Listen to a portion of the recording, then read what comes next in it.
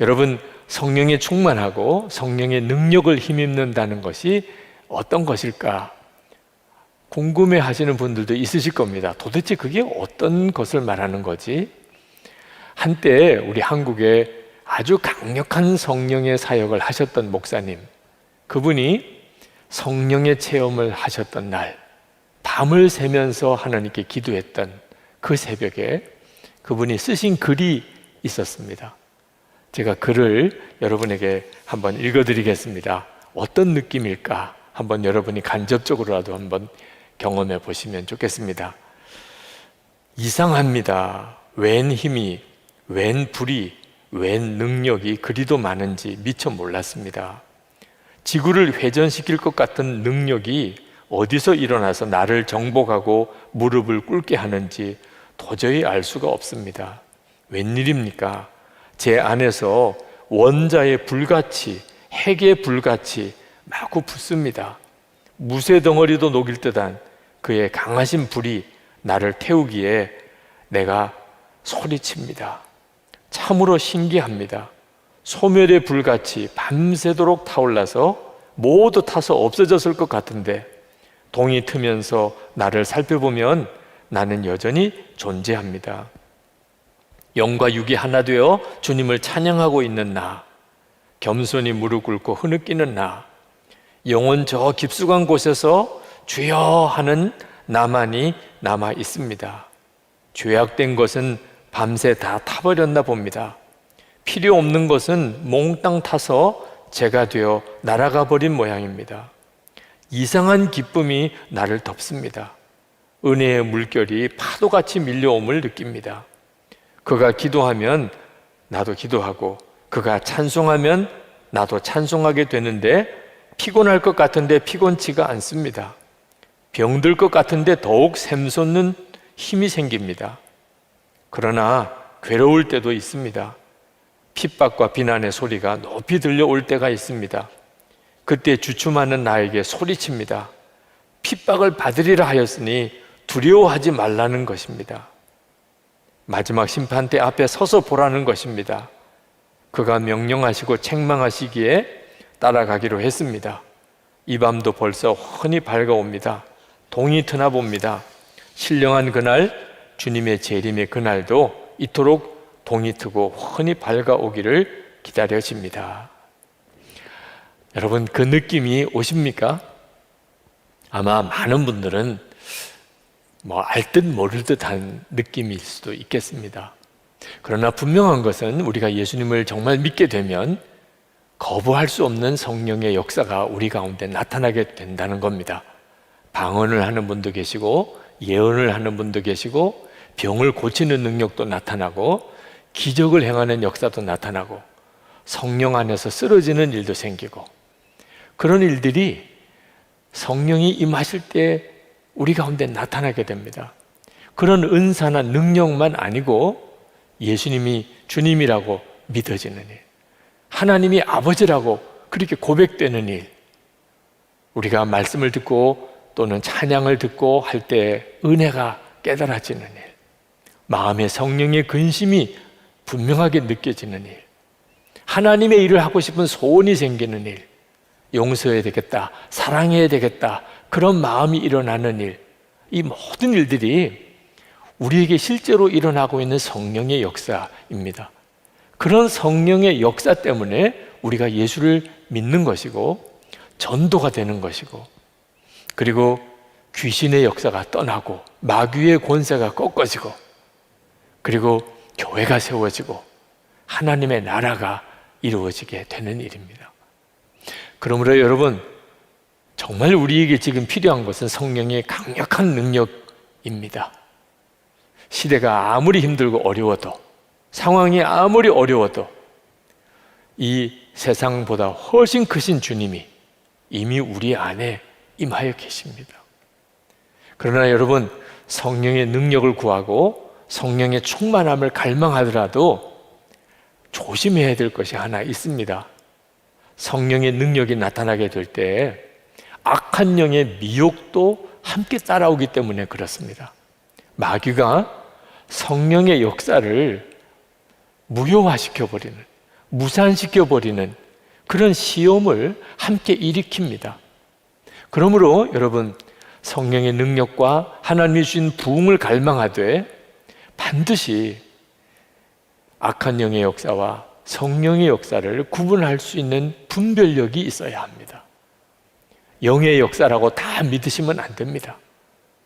그 영의 뿌리가 어딘지 정확하게 분별해야 하는데, 성령의 역사와 악한 영의 역사를 구분해주는 중요한 기준 중에 하나가 절제입니다.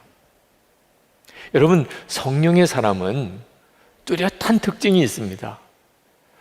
성령의 능력도 나타나죠. 그러나 더 중요한 것은 그의 삶이 아름답다는 것입니다. 불신자가 볼 때도 감동이 된다는 것입니다. 공동체의 질서를 잘 지킵니다. 말을 하거나 행동하는 것에 절제가 있습니다. 그래서 주변에 있는 모든 분들이 그 성령의 역사로 행하는 이들을 보고 마음이 끌리게 됩니다. 근데 악한 영의 역사에 사로잡힌 사람은 뚜렷이 다릅니다. 그들은 자기가 원하는 대로, 하고 싶은 대로, 자기 감정대로, 자기 고집대로 그렇게 행합니다. 능력이 나타나는 거 보면 뭔가 무슨 영적인 힘이 있는 것 같은데 공동체를 깨트립니다. 다른 사람들이 볼 때 원지 모르게 거칠게 느껴집니다. 시기하고 질투하고 다투는 일이 생깁니다. 이건 대단히 중요한 차이입니다. 그러므로 사도 바울이 고린도 교회 교인들에게 질서를 말씀하고 절제를 이야기한 겁니다. 고린도 교회 안에 굉장히 강력한 성령의 역사가 일어났습니다. 그때 그 고린도 교인들은 얼마나 놀라기도 했고 얼마나 힘이 났겠습니까? 하나님의 역사가 나타나니까 방언도 하게 되고 예언도 하게 되고 병 고치는 사람도 생기고 그런 기적도 일어나게 될 때 그들이 확신이 생기지 않았겠습니까? 핍박이 와도 어떤 어려운 환경에서도 신앙생활에 용기가 생기고 그리고 오히려 전도가 되고 그랬을 거죠. 그런데 문제가 생기기 시작을 했습니다. 조금 시간이 지나가고 나니까 교회 안에 무질서가 일어나게 됩니다. 통제가 되지가 않는 겁니다. 서로 자기 은사를 주장하고 서로 자기 은사를 자랑하고 서로 판단하고 다툼이 생기는 교회가 큰 어려움이 생겼습니다. 여러분, 우리가 성령의 역사를 사모하고 부흥을 갈망하되 능력을 갈망하는 게 아니고 주님을 바라봐야 됩니다. 그때만 성령의 역사가 절제로 나타나게 되고 질서가 이루어지고 누가 보기에도 아름다운 감동을 주게 되는 거예요. 하나님은 무질서의 하나님이 아니라고 하셨어요. 우리가 주님을 정말 바라보게 되면 반드시 어떤 태도가 나오게 되느냐 하면 두렵고 떨리는 마음을 갖게 됩니다. 그렇지 않겠습니까? 하나님이 함께 계시는 것을 분명하게 아는데 어떻게 함부로 말하고 함부로 행동하게 됩니까? 어떻게 교만할 수 있고 어떻게 분열을 할 수 있습니까? 항상 말을 하거나 행동하는데 두렵고 떨리는 마음이 있는 것이 사람들이 알게 됩니다. 그 모습이 절제요, 공동체의 질서를 지키는 것이요, 그리고 아름다운 감동을 주는 거죠. 사도 바울이 고린도 교회 여성도들에게 말씀을 했는데 그 말은 고린도 교회 여성도들에게 문제가 있었던 모양입니다. 고린도 교회 성도들, 여성도들 중에 성령의 은사를 경험하고 그 은사를 교회 안에서 이렇게 사용하는 이들이 많았다는 거예요. 그런데 안타까운 것은 그 여성도들이 절제가 없었던 것입니다. 그래서 교회 안에 큰 혼란과 시험이 일어나게 된 거예요. 고린도 교회만 아니고 어느 나라, 어느 교회나 성령의 역사를 가만히 살펴보면 여자 성도들에게 더 많이, 더 강하게 나타납니다. 성령의 체험도 더 강하고 성령의 은사도 여성도들에게 많이 일어납니다. 자, 그런데 하나님 앞에서 이 점에 대해서 잘 다스림을 받지 못하면 그런 성령의 체험 때문에 영적으로 교만해지고 어떤 권위와 질서를 깨트려 버리게 됩니다. 예를 들어서 아내가 성령의 체험을 했는데 남편에게 성령의 체험이 없을 경우에는 갑자기 남편이 믿음이 없어 보이고 그리고 영적으로 미성숙한 것처럼 느껴지는 거예요. 나는 성령 체험을 했는데 나는 하나님을 체험했고 하나님이 내게 말씀하셨고 그래서 가정 안에서 영적인 질서가 깨지는 거예요. 교회에서 예배 드리는데 예배를 인도하는 분들이 예배를 잘 이끌어 가기가 어렵게 여기서도 방언하고 저기서도 예언하고 절제를 시켜도 듣지도 않고 그러니 얼마나 어려워졌겠습니까? 이런 일이 벌어지게 될 때 사도 바울이 고린도 교회 여성도들에게 그 말씀을 하신 거예요. 사도 바울이 말씀하신 것은 고린도 교회에서 방언이나 예언의 은사를 받았다고 시도 때도 없이 자제할 줄 모르고 떠들면서 교회의 덕과 질서와 화평을 깨트리던 바로 그 여자들에게 하신 말씀이지 모든 여자에게 하신 말씀이 아닙니다. 우리가 이미 성경을 읽어가고 있지만 성경 전체에서 여자만 딱 집어서 교회 안에서 말하지 말라 그렇게 하신 적이 없어요. 그때 당시 고린도 교회가 그 문제가 있었던 겁니다. 여러분, 여자만 그런 게 아닙니다. 남자들도 성령의 체험을 하고 나면 갑자기 영적인 교만함의 함정에 빠지게 됩니다. 교회에서 목회자가 그런 영적인 은사가 없을 때 어떤 성도가 영적인 체험을 하고 나면 갑자기 목회자가 영적인 권위가 전혀 없는 것처럼 느껴지고 믿음이 없다, 기도 안 해서 그렇다 그렇게 판단하고 무시하는 경향을 갖게 됩니다. 이 성령의 체험은 우리가 감당할 수 있는 믿음이 없으면 금방 악한 영의 미혹을 받게 쉽다는 거죠. 우리 안에 모든 예수 믿는 사람 안에 성령 하나님이 오셨습니다. 근데 그 성령 하나님께서 내게 어떤 말씀을 주셨습니다. 그렇다면 이렇게 생각해야지요. 다른 사람에게도 성령께서 똑같은 말씀을 주셨을 거다. 한 분 성령이시니까 영적인 지도자에게도 남편에게도 아내에게도 다른 교우들에게도 성령께서 같은 말씀을 주셨을 거다. 그래서 겸손하게 분별받으려는 태도를 가져야지 나는 들었다, 내게는 말씀하셨다 이렇게 싸우면 그건 뭘 뜻하는 겁니까? 주님도 못 말리는 사람이라는 뜻이죠. 제가 어려서 본 성령의 은사자들, 어려서부터 그런 분들을 많이 보았는데 대부분은 좀 영적인 교만함이 있으시고 굉장히 자기 자신에 대해서 자부심이 강하고 다른 사람에 대해서는 은근히 무시하는 성향이 있으신 게 안타까웠어요. 분명히 능력도 있고 은사도 있으세요. 그런데 그런 은사 체험이 없는 분들을 믿음 없다고 그렇게 치부해버리고 교회의 어떤 영적인 권위나 질서를 따라가려고 하지 않고 자기 주장만 하고 자기 고집만 세우고 은사자들끼리도 하나가 안 되는 거예요. 그게 덕스럽지 못하게 느껴졌어요. 그래서 왠지 거부감이 느껴지는 일도 생겼습니다. 이건 딱 하나 때문입니다. 정작 주님을 바라보지 못하고 있는 겁니다. 주님을 바라보면 그럴 수가 없는 거죠. 여러분, 모든 은사 그리고 모든 축복은 자기를 자랑하려고 자기를 드러내려고 주신 게 아닙니다. 하나님이 주신 사명을 감당하게 하려고, 심지어는 생명도 바치는 순교의 직임도 감당하게 하려고 하나님이 능력을 주시는 거거든요. 초대교회 때 성령의 강한 능력에 사로잡혔던 주의 종들은 대부분 다 순교했습니다. 그 순교할 힘이 거기서부터 온 거죠. 저도 하나님 앞에 어떤 기적을 행하는 은사를 구했던 적이 있었습니다. 그러면 목회가 잘 될 거라는 생각이 들었었어요. 근데 그때 하나님께서 제게 주신 말씀이 지금도 선명합니다. 너 더 힘들어도 좋겠느냐? 그때 제가 비로소 깨달았어요. 아, 은사를 받는다는 것은 더 힘들게 사역을 해야 되는 거구나.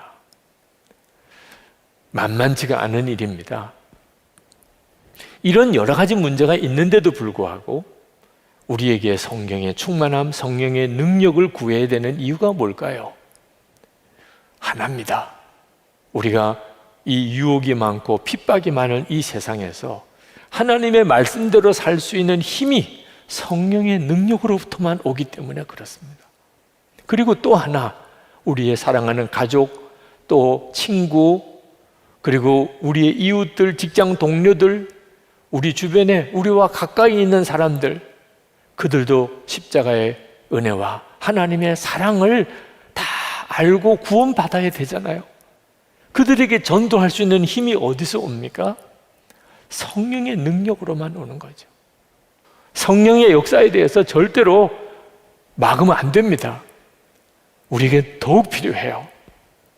성령의 능력, 어떤 기적 같은 역사만 바라보면 안 된다는 거예요.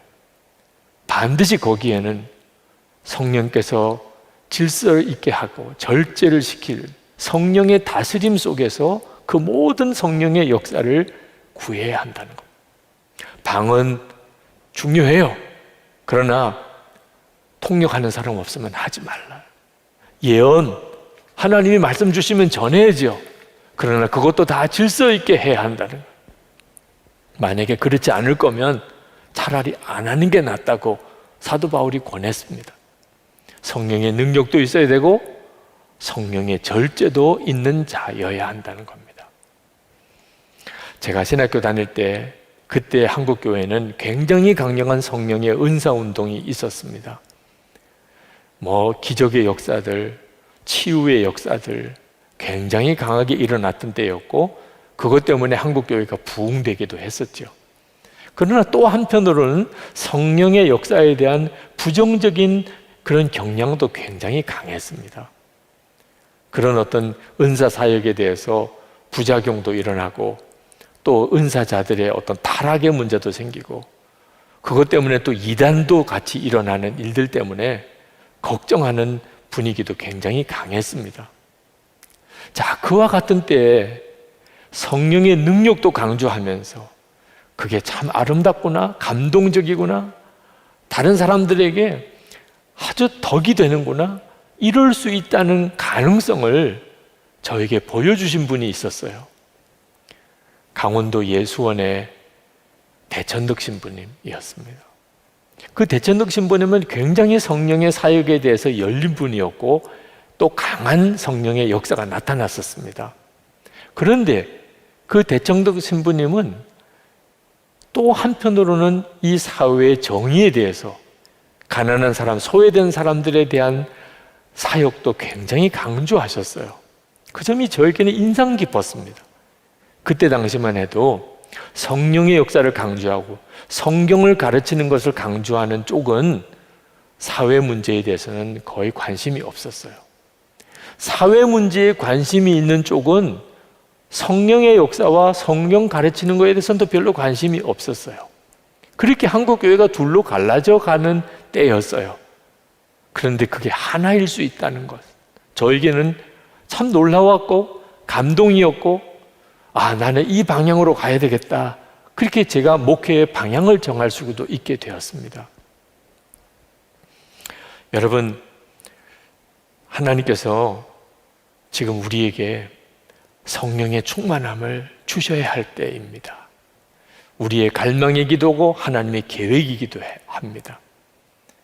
그러나 능력보다도 먼저 주님을 바라보는, 그리고 주님과 동행하는 성도가 먼저 되어야 됩니다. 그때 그 능력이 하나님의 영광을 돌리는 열매가 될 수 있는 거예요. 그러려면 여러분이 항상 여러분의 마음이 부드러운지 그 점을 항상 점검해야 됩니다. 성령으로 온전히 사는 사람의 특징이 마음이 부드러운 것이에요. 파라과이에 우리 파송 선교사로 나가 계신 임동수 선교사님, 그분은 예배당을 굉장히 많이 지으셨어요. 대부분 나무를 톱질해서 그 목재로 예배당을 지으셨기 때문에 나무에 대해서는 조예가 깊으시더라고요. 근데 이분이 한 번은 그런 글을 올리셨어요. 어떤 나무는 너무 단단해서 잘 말리면 못을 망치로 박을 수 없을 정도, 드릴로 뚫어야 될 정도인 나무도 있습니다. 그런데 이 나무들도 살아있는 나무일 때는 다른 나무와 같이 아주 부드럽다는 것입니다. 그런데 나무가 베어지고 뿌리로부터 끊기고 물이 더 이상 공급되지 않아서 말라버리기 시작하면 돌처럼 단단해지는 것입니다. 저는 이것이 우리 영혼 같아 보였습니다. 주님과 관계가 단절되고 아무런 영적 양식을 공급받지 못하면 우리 영혼은 세상 어떤 돌보다도 단단하게 굳어져 버리기 때문입니다. 에스겔서 36장 26절 27절 말씀입니다. 또 새 영을 너희 속에 두고 새 마음을 너희에게 주되 너희 육신에서 굳은 마음을 제거하고 부드러운 마음을 줄 것이며 또 내 영을 너희 속에 두어 너희로 내 율례를 행하게 하리니 너희가 내 규례를 지켜 행할지라. 우리가 진짜 주님을 바라보고 성령의 사람이라면 마음이 부드러워야 정상입니다.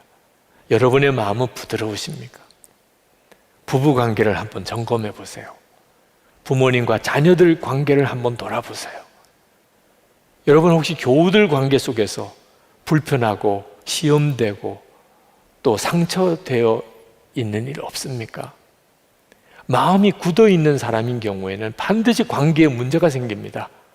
내 마음대로 하고 싶고 내 고집대로 하고 싶고 내 감정대로 하고 싶고 말, 행동이 다 그렇게 가는 경우는 마음이 굳어 있기 때문에 그렇습니다. 그러면 자기도 힘들고 다른 사람에게도 상처를 주는 일이 되죠. 거기에 성령의 능력이 임하면 미혹에 금방 빠져버리게 됩니다. 성령의 사람은, 다시 말하면 주님을 바라보는 사람은 마음이 부드럽습니다. 주님이 이렇게 하라 그러면 그렇게 순종합니다. 주님이 하지 말라 그러면 절제합니다. 말을 하거나 모든 행동을 하거나 은사나 능력을 사용할 때 항상 공동체를 먼저 생각합니다. 보기가 너무 아름답습니다. 감동이 됩니다. 이것이 마음이 부드러운 사람입니다.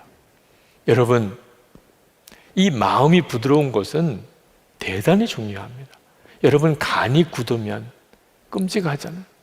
혈관이 굳으면, 신경이 굳으면, 근육이 굳으면 이건 얼마나 끔찍한 일입니까?